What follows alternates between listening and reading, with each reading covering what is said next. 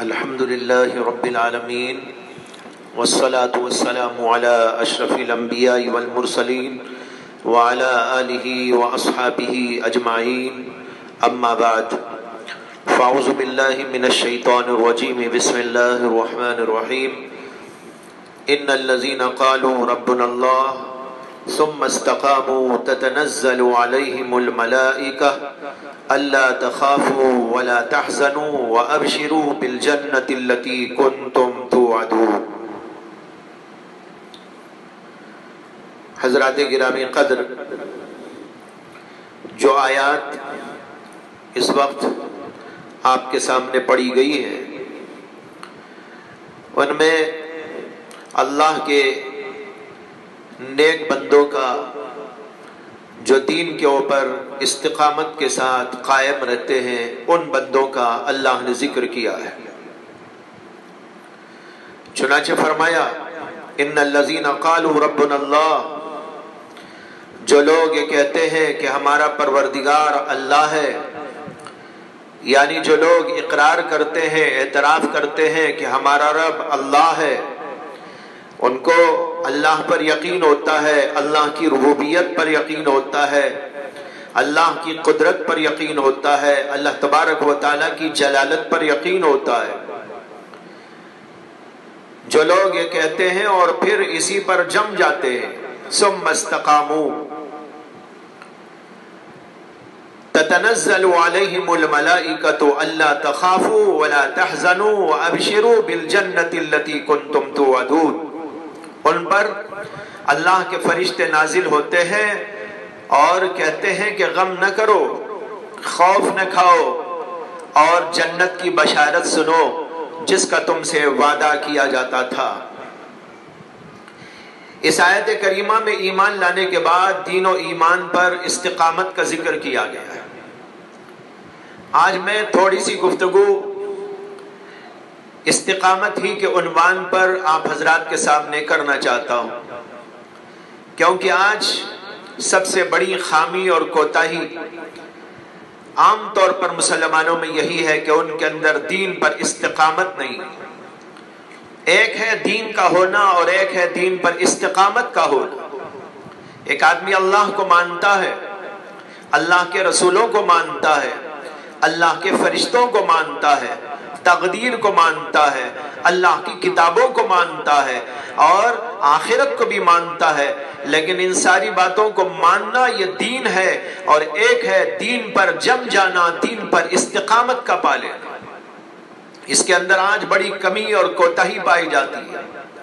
نوجوان طبقہ دیندار ہے، یعنی ان کے پاس دین ہے جو اللہ نے ان کو دیا، لیکن اس کے باوجود دین پر استقامت نہیں۔ اسی آج تھوڑی سی گفتگو اسی استقامت کے عنوان پر آپ حضرات کے سامنے پیش کروں گا۔ استقامت کے معنی یہ ہے کہ دین پر پوری طرح اور مضبوطی سے قائم ہو جائیں، جم جائیں۔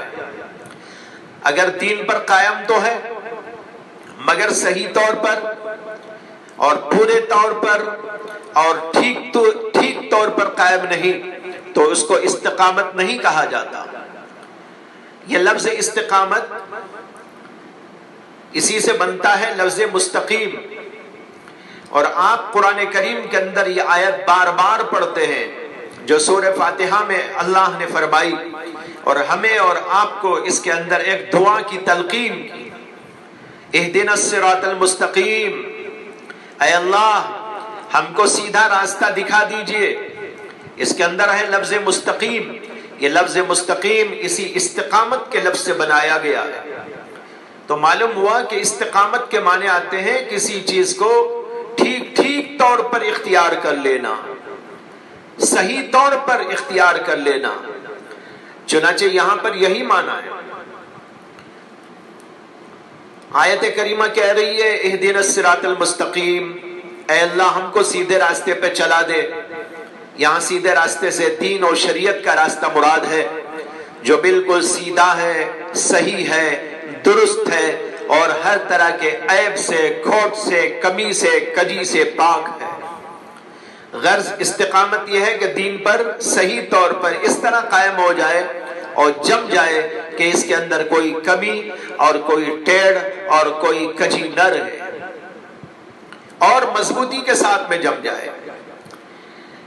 اسی لیے حضرت عمر رضی اللہ تعالی عنہ سے مروی ہے کہ انہوں نے استقامت کی تفسیر کرتے ہوئے فرمایا کہ استقامت یہ ہے کہ اللہ تعالیٰ کی اطاعت پر اللہ ہی کے لیے قائم رہا جائے اور لومڑیوں کی طرح ادھر ادھر مائل نہ ہوا جائے، یہ ہے استقامت۔ یہ بات حضرت عمر رضی اللہ عنہ نے ایک بار منبر پر خطبے کے دوران ارشاد فرمائی۔ اس سے معلوم ہوا کہ دین پر استقامت کیا ہے؟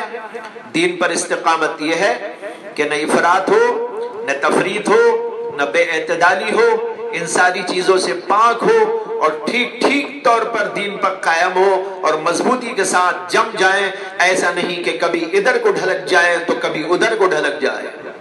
حضرت عمر رضی اللہ عنہ کی بات سے ایک اہم بات یہ سمجھ میں آتی ہے کہ استقامت یہ نہیں کہ لومڑی کی طرح ادھر ادھر، کبھی ادھر مائل کبھی ادھر مائل ہو جائے، بلکہ دین کی شاہراہ پر ٹھیک چلنے کا نام استقامت ہے۔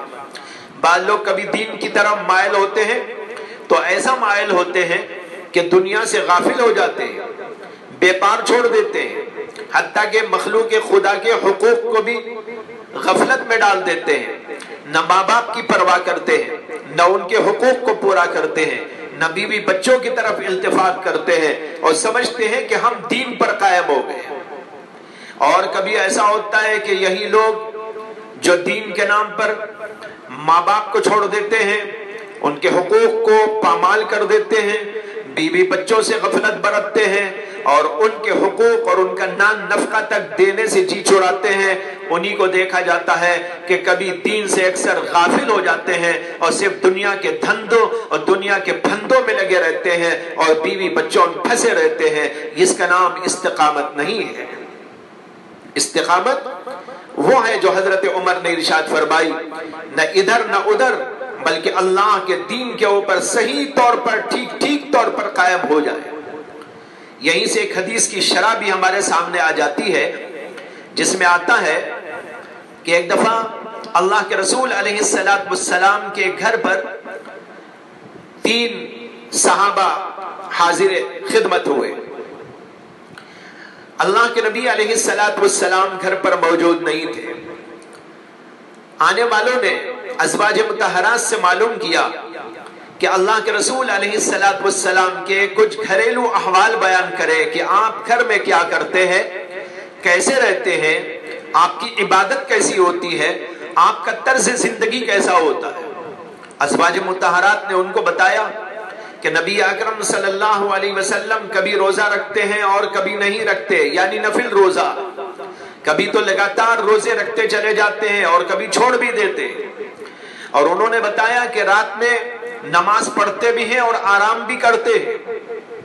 اور آپ علیہ السلام نے شادی بھی کی ہے، آپ کے بچے ہیں، آپ ان کے ساتھ رہتے سہتے ہیں، ان کے حقوق کو ادا کرتے ہیں، ان کے ساتھ بول چال کرتے ہیں، ان کے ساتھ ہنسی مذاق بھی کرتے ہیں۔ یہ سن کر یہ آنے والے صحابہ کہنے لگے آپس میں کہ اللہ کے نبی علیہ السلام کا مقام تو بہت ہی بلند ہے، لہٰذا آپ اگر ایسا کرتے ہیں تو ٹھیک ہے، آپ کے درجات میں کچھ کمی ہونے والی نہیں، لیکن ہم تو بہت ناکارہ ہیں، ہم تو بہت حقیر و فقیر ہیں، ہم ایسا نہیں کر سکتے۔ اگر ہم بھی ایسا ہی کریں گے کہ کبھی روزہ رکھیں گے اور کبھی چھوڑ دیں گے اور کبھی رات میں نمازیں پڑھیں گے اور کبھی آرام کریں گے تو ہمیں نجات کیسے ملے گی؟ پھر ان میں سے ایک صاحب نے قسم کھائی اور کہا کہ میں ہمیشہ نماز پڑھتا رہوں گا، یعنی رات بھر عبادت کروں گا، کبھی رات میں آرام نہیں کروں گا۔ دوسرے نے کہا کہ میں ہمیشہ روزہ رکھا کروں گا اور کبھی روزہ ترک نہیں کروں گا۔ اور تیسرے صاحب نے کہا کہ میں عورتوں سے علیحدگی اختیار کر لوں گا اور کبھی شادی نہیں کروں گا۔ ان 3 حضرات کے چلے جانے کے بعد اللہ کے رسول علیہ السلام گھر تشریف لائے اور ازواج مطہرات نے ان تینوں شخصوں کا تذکرہ کیا اور آپ کو بتایا کہ ان لوگوں نے ایسی ایسی باتیں کہی۔ اللہ کے نبی علیہ السلام نے ان کو بلایا اور ان سے کہا क्या तुम लोगों ने ऐसी ऐसी बातें कही हैं? उन्होंने जब इकरार किया तो आपने कहा कि देखो, अना अख्शाकुम लिल्लाह व अना अअलमुकुम बिल्लाह, मैं तुम में सबसे ज्यादा अल्लाह से डरने वाला हूँ और तुम में सबसे ज्यादा अल्लाह को जानने वाला भी। उसके बावजूद मैं नफिल रोजा रखता भी हूँ और छोड़ देता हूँ, और कभी रात में नमाज पढ़ता हूँ और आराम भी करता हूँ, और मैंने शादी भी की है। पर जो शख्स मेरी सुन्नत से एराज करे वो मेरा नहीं, यानी वो मेरे तरीके पर नहीं। इस हदीस में अल्लाह के रसूल अलैहिस्सलाम ने बता दिया कि किसी एक तरफ ढलक जाना और किसी के हुकूक को पामाल कर देना दीन इसका नाम नहीं है, दीनदारी इसका नाम नहीं है, इस्तिकामत इसका नाम नहीं है। बल्कि एक तरफ अगर अल्लाह के हुकूक को अदा करे तो दूसरी तरफ अपने नफ्स के, बीवी बच्चों के, दीगर रिश्तेदारों के सबको हुकूक अदा करना चाहिए। यही इस्तिकामत है जिसको हजरत उमर रजी अल्लाह अन्हु ने इरशाद फरमाया। आज बहुत से लोगों में सबसे बड़ी कमी और कोताही यही देखी जाती है कि उनमें इस्तिकामत नहीं। कभी इधर नेकी की जानिब ऐसा ढल जाते हैं कि फराइज भी अदा कर रहे हैं, नवाफिल का भी बहुत एहतमाम है, तहज्जुद और जिक्र भी जारी है, तिलावत का एहतमाम भी है और बारीक से बारीक चीजों की रियायत भी। लेकिन कभी इन सब चीजों को छोड़ बैठते हैं, यहाँ तक कि नमाज भी छोड़ देते हैं, जिक्र और तिलावत से भी हाथ धो लेते हैं, और इतना ही नहीं बल्कि गुनाहों में मुब्तला और मुलव्वस नजर आते हैं। आज ये बीमारी नौजवान तबके में बहुत ज्यादा फैली हुई है, और बाल लोगों को देखा कि वो जब दीनदार बनते हैं तो सही इल्म न होने की वजह से बहुत से हुकूक तल्फ कर देते हैं, माँ बाप के, बीवी बच्चों के और दीगर रिश्तेदारों के हुकूक को ज़ाय कर देते हैं, और उसकी वजह से गैर दीनदार तबके को दीनदारों से शिकायत पैदा हो जाती है, और वो यूं कहते हैं कि इनसे तो हम अच्छे कि हम तो माँ बाप के हुकूक अदा कर रहे हैं, रिश्तेदारों की देखभाल भी कर रहे हैं। गरज यह है कि इस्तिकामत की कमी इसका नतीजा है। इसीलिए हदीस में आता है कि अल्लाह के नबी अलैहिस्सलाम ने फरमाया, अहब्बुल आमाली इलल्लाह अदवमुहा व इन कल्ला, अल्लाह के नजदीक सबसे ज्यादा पसंदीदा अमल वो है जो पाबंदी से किया जाए, जिस पर इस्तिकामत हो, जिसका मुदावमत हो, जिसके ऊपर पाबंदी हो, अगरचे कि वो थोड़ा ही क्यों ना हो, क्योंकि इससे इस्तिकामत का ज़ुहूर होता है। इसीलिए बुजुर्गों ने फरमाया कि करामत से भी ज्यादा बड़ी चीज इस्तिकामत है। और बाद लोगों ने कहा अल इस्तिकामतु फौकल कराम, इस्तिकामत करामत से भी बढ़कर है। इस पर मुझे एक वाकया याद आ गया जो मैंने मेरे उस्ताद और शेख हजरत मुर्शिदी मौलाना मसीहुल्लाह खान साहब नव्वरल्लाहु मरकदहू से बार बार सुना है कि एक शख्स हजरत जुनैद बगदादी रहमतुल्लाह अलैह की शोहरत सुनकर उनकी खिदमत में हाजिर हुआ और उनकी खानखाह में 10 साल गुजारा। ये समझ कर आया कि वो बहुत बड़े अल्लाह वाले हैं, तो उनसे कोई करामत होगी। वो शायद पानी पे चलते हो, हवाओं पे उड़ते हो, कुछ अजीब व गरीब तमाशे दिखाते हो। 10 साल वहां पर गुजारने के बाद वो एक दिन हजरत की खिदमत में आया और कहने लगा कि हजरत मैं वापस ही चाहता हूं।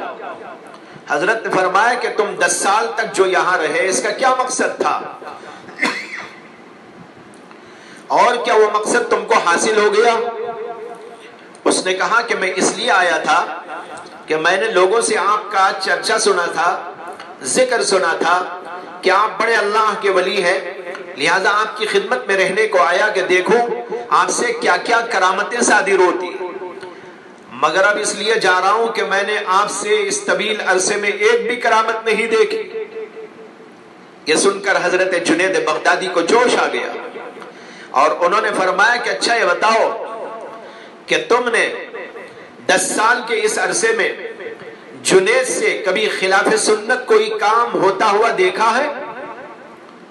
اب اس نے غور کیا اور کچھ دیر کے بعد بتایا کہ نہیں، آپ سے کبھی میں نے خلاف سنت کوئی کام ہوتے نہیں دیکھا۔ حضرت جنید بغدادی نے فرمایا کہ جنید کی اس سے بڑی کرامت کیا دیکھنا چاہتے ہو کہ اس نے 10 سال کے طویل عرصے میں ایک لمحے کے لیے بھی اپنے خدا کو ناراض نہیں کیا، کیونکہ کوئی کام خلاف سنت نہیں کیا۔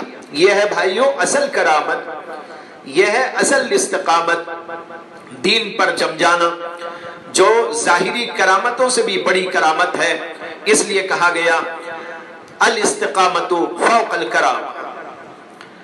یہاں بھی یہ بھی معلوم ہونا چاہیے کہ استقامت کے مختلف اور متعدد درجات ہوتے ہیں، بڑے درجے بھی ہیں، چھوٹے درجے بھی۔ کم سے کم درجہ استقامت کا یہ ہے کہ اللہ اور رسول کو اور ان کی باتوں کو ماننے کے بعد اس عقیدے اور دین پر مضبوطی کے ساتھ جم جائے، اور ایسا جم جائے کہ اس میں کوئی شک و شبہ باقی نہ رہے، اور کوئی بڑی سے بڑی مصیبت پریشانی اس عقیدے میں تزلزل نہ پیدا کر سکے، کوئی کمزوری اس میں نہ پیدا کر سکے، اور کوئی بڑی سے بڑی حرص اور لالچ کی چیز اس کے پیروں میں کوئی جنبش پیدا نہ کر سکے۔ چاہے حرص والی بات سامنے آئے، چاہے مصیبت و پریشانی کی بات پیش آئے، لیکن وہ دین کے اوپر جمع رہے اور اپنے عقیدے کے اوپر مضبوط قائم رہے۔ یہ ادنا درجے کی استقامت ہے۔ بھائیوں، آج حالات بڑے دیگر گو ہیں، مسلمانوں کے قدم لگ رہا ہے کہ جنبش کر رہے ہیں۔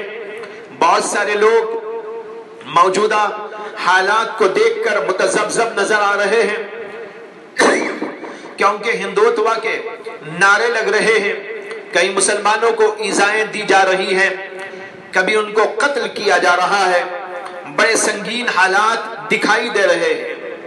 مگر یہی تو وقت ہے جب ہمیں استقامت دکھانی ہے۔ اللہ اسی وقت میں ہماری آزمائش کرتے ہیں کہ دیکھیں یہ میرے بندے کتنا مجھے مانتے ہیں، کتنا میرے نبی کو مانتے ہیں، کتنا میری کتابوں پر یقین رکھتے ہیں، کتنا آخرت پر یقین رکھتے ہیں، کتنی میری تقدیر پر یقین رکھتے ہیں۔ اللہ اسی موقع سے ہم کو آزماتے ہیں، لہذا ہمیں استقامت دکھانی ہے اور دین پر ہر صورت میں جمے رہنے کی کوشش کرنا ہے۔ حضرت ابراہیم علیہ السلام کا قصہ سب کو معلوم ہے، کس طرح وہ جمے رہے جبکہ آپ کو آگ میں ڈالا گیا، اور حضرت بلال حبشی رضی اللہ تعالیٰ عنہ کا کیا حال تھا کہ عرب کی تپتی ہوئی آگ میں پتھر کی چٹان پر لٹائے جاتے تھے، مگر وہ اللہ احد کے نعرے ہی لگاتے جاتے تھے اور اسلام پر جمے ہوئے تھے۔ حضرت عمار بن یاسر اور ان کے خاندان نے کس طرح استقامت کا مظاہرہ کیا جبکہ ان کے لیے زمین تنگ ہو گئی تھی۔ آج کا دور ہم سب کو اسی کی دعوت دے رہا ہے کہ دین پر جمے رہو۔ تمہیں کبھی مٹھائیاں دکھائی جائیں گی اور کبھی تمہیں خوف اور دہشت میں مبتلا کیا جائے گا، لیکن ہر صورت میں تم کو اس بات کی طرف دھیان رہنا ہے، میں اللہ کو ماننے والا ہوں، میں نبی کو ماننے والا ہوں، میں آخرت کو ماننے والا ہوں، میں تقدیر کو ماننے والا ہوں، میں اللہ کی کتابوں کو ماننے والا ہوں، میں پیغمبروں کو ماننے والا ہوں، میں صحابہ کو صحابہ کے احوال سے واقف ہوں، ان کے دین کو میں جانتا ہوں، مجھے اسی طریقے پر دین پر قائم رہنا ہے۔ یہ ہوا پہلا درجہ۔ دوسرا درجہ یہ ہے کہ عقیدے کے ساتھ دین و شریعت کے احکام اور اوامر پر بھی عمل کیا جائے اور تمام گناہوں سے بچا جائے، نیکی میں آگے بڑھے اور برائیوں سے دور ہو جائے۔ حضرت عمر رضی اللہ عنہ نے فرمایا کہ استقامت یہ ہے کہ اللہ کے اوامر اور نواہی یعنی احکام پر مضبوط طور پر جمے رہو۔ اوامر کے معنی ہیں اللہ کے وہ احکام جن میں ہمارے اوپر کچھ چیزوں کو لازم اور فرض کیا گیا ہے، ان کو کہتے ہیں اوامر، اور نواہی وہ احکام ہیں جن میں ہمیں برائیوں سے گناہوں سے روکا گیا ہے۔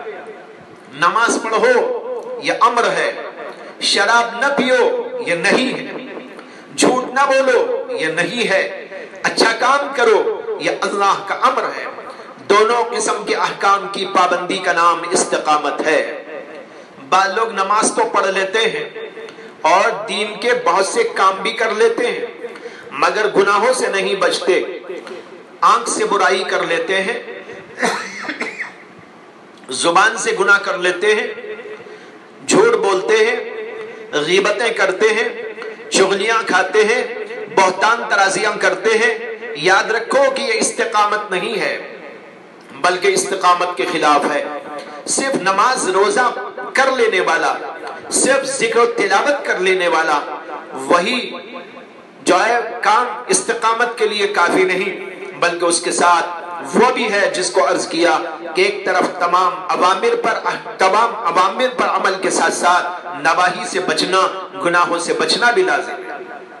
लिहाजा इन सब को अपनाने का नाम इस्तिकामत है। एक हदीस में है कि अल्लाह के रसूल अलैहिस्सलातु वस्सलाम ने इरशाद फरमाया, ला यस्तकीमु ईमानु अब्दिन हत्ता यस्तकीम लिसानुहु वला यस्तकीमु क़ल्बुहु हत्ता यस्तकीम लिसानुहु।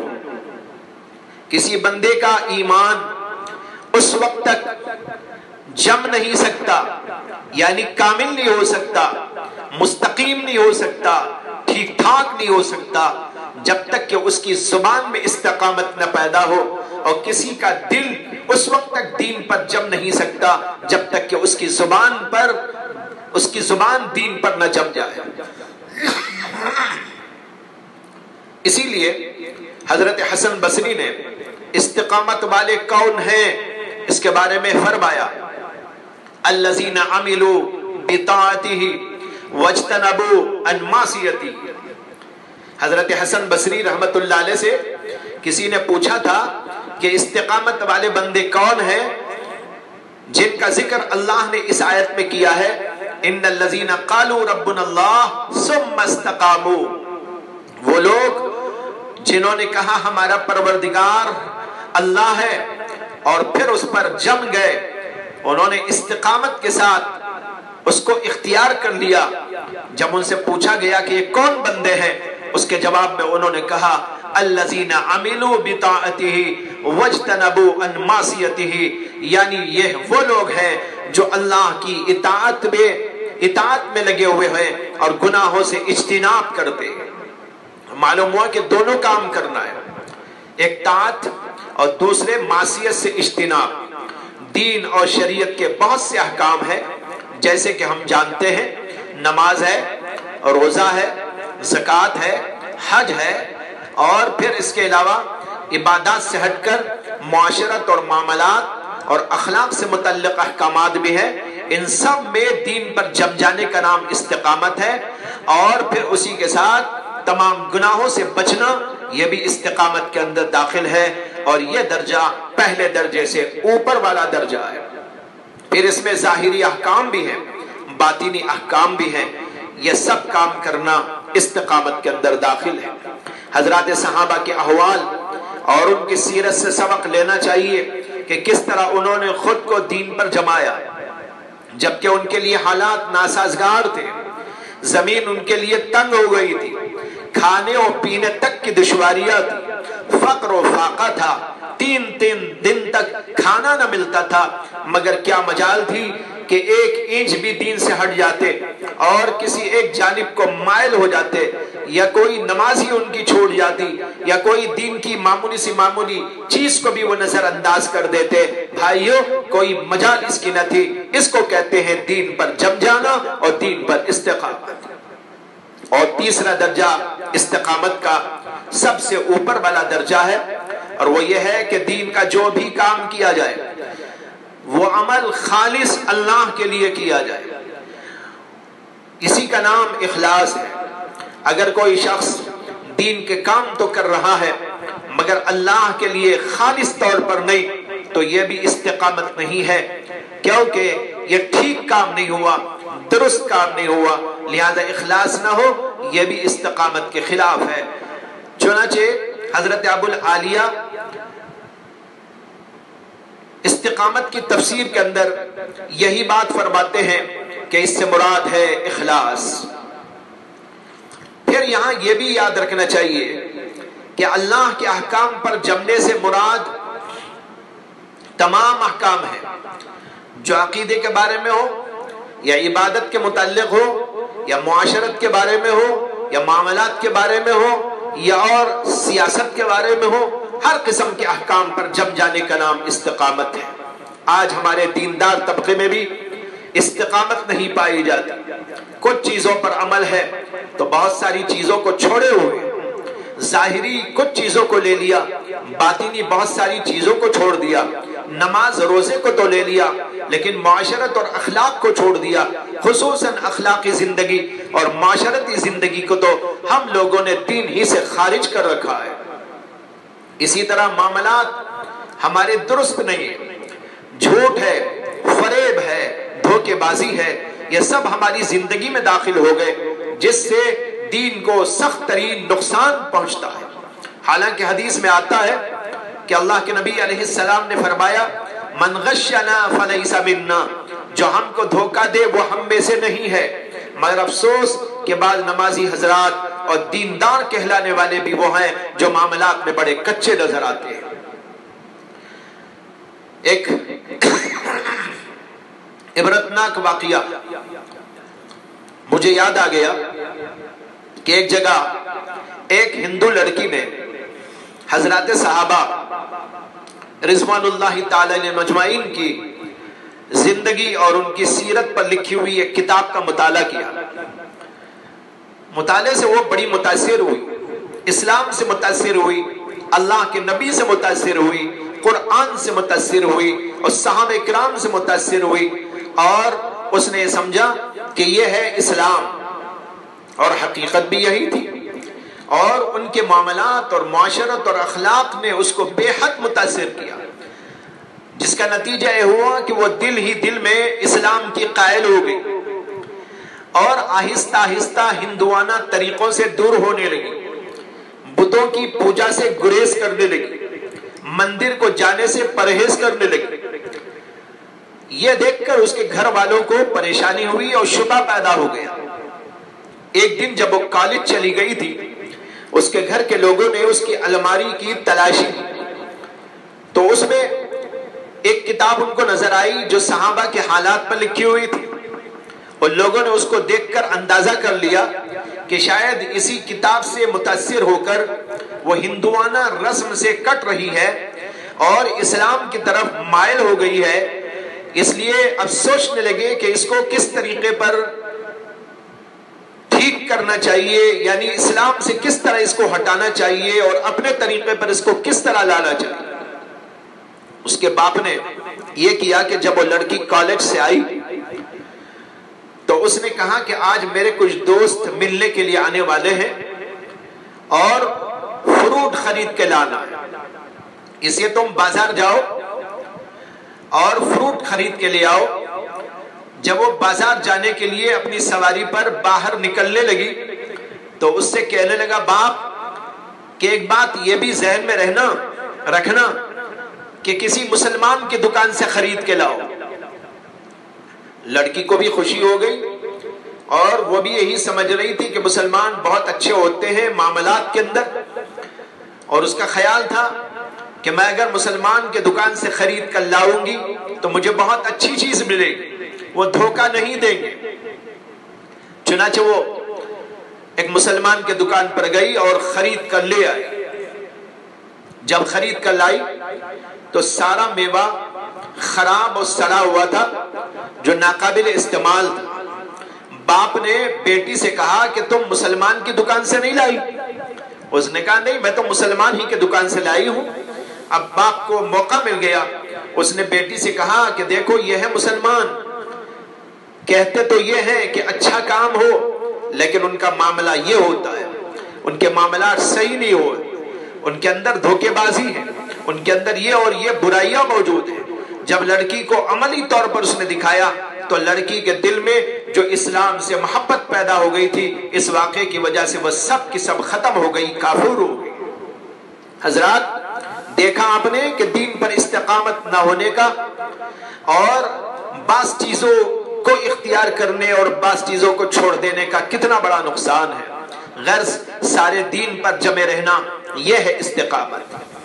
حضرات، دین پر استقامت پیدا کرنے کے لیے کوششیں ہونی چاہیے اور ایک ایک قدم آگے بڑھانا چاہیے، ایک ایک حکم کو عمل میں لانے کی کوشش کرنا چاہیے تاکہ پورا دین ہمارے اندر آ جائے اور ہم دین پر مکمل طور پر قائم ہو جائیں، عقائد کے لحاظ سے بھی، اعمال و عبادات کے اعتبار سے بھی، معاشرت اور اخلاق میں بھی، معاملات اور لین دین اور تجارت اور ملازمت میں بھی۔ الغرض دین پر استقامت یہی ہے کہ پورے دین پر پوری طرح جم جائے۔ اللہ سے دعا ہے کہ اللہ تعالی ہم سب کو جس طرح کے دین عطا فرمایا، دین پر استقامت کی دولت سے بھی مالا مال فرمائے۔ وآخر دعوانا ان الحمد للہ رب العالمین۔